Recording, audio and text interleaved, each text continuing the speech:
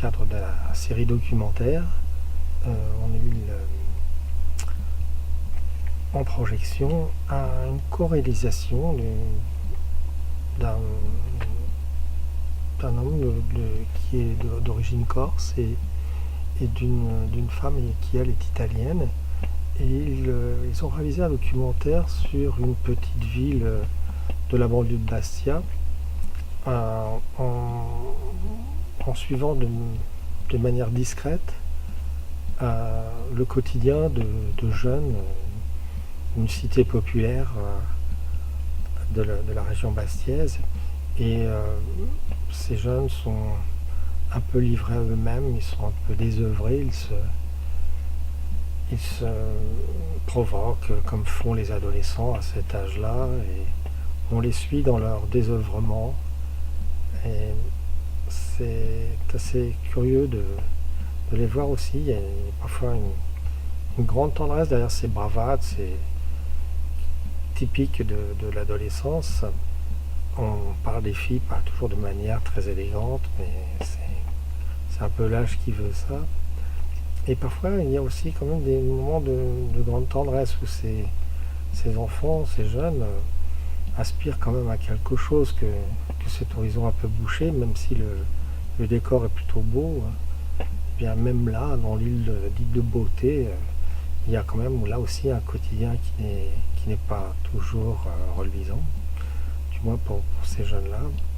Et on les voit donc à un moment donné essayer de créer quelque chose de personnel en construisant une cabane ou un lieu où ils pourraient se retrouver. Et c'est quelquefois touchant de les voir finalement. Et il y a une grande tendresse derrière cette masculinité en recherche apparente, quoi. Voilà, c'était assez bien observé, une tranche de vie de ces jeunes adolescents qui semblent parfois ne pas savoir où ils vont. Voilà. Dans la rubrique donc, des fictions, on nous a projeté un film de Felice Farina, qui s'intitule Patria, et c'est un film de 2014. Alors là, on est vraiment dans le réalisme social, parce que l'action se situe dans la banlieue turinoise, et un ouvrier se rend à son travail dans une usine et apprend que le site est sur le point de fermer. Il y a déjà des discussions qui sont entamées, des représentants syndicaux qui sont prêts à des compromissions avec la direction, peut-être sous forme d'indemnité. Et cet ouvrier-là, lui, s'insurge contre cela.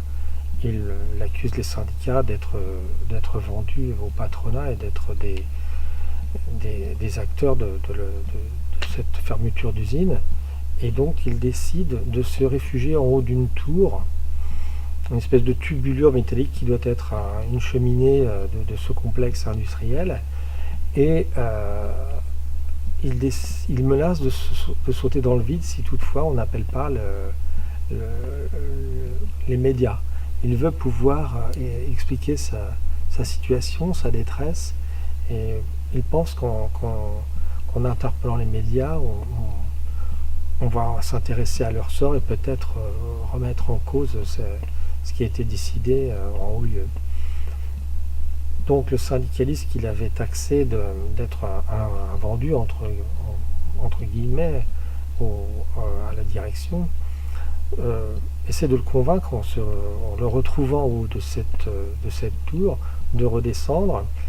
Et là on comprend tout de suite qu'ils sont dans un état d'esprit totalement opposé.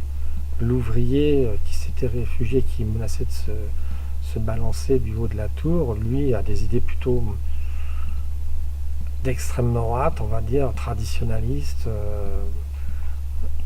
pas clairement affiché fasciste, mais bon, malgré tout, c'est ce qu'on comprend. Et le syndicaliste, lui, il vient d'une vieille tradition où le père était communiste, et en fait, c'est un affrontement d'une Italie qui disparaît, où ces grands courants de pensée politique laissent la place à un système économique où bientôt tout est un peu nivelé et c'est uniquement l'argent qui résonne. Et donc peu à peu, alors qu'ils s'apostrophent et qu'ils s'accusent mutuellement de ce qui s'est passé dans le pays, et d'ailleurs sous forme d'images d'archives, le réalisateur nous montre des moments forts de l'Italie, des années de plomb, des attentats, que ce soit à la guerre de Bologne ou à Piazza Fontana, mais également ceux qui ont porté atteinte à la vie des magistrats tels que Falcone et Borsellino.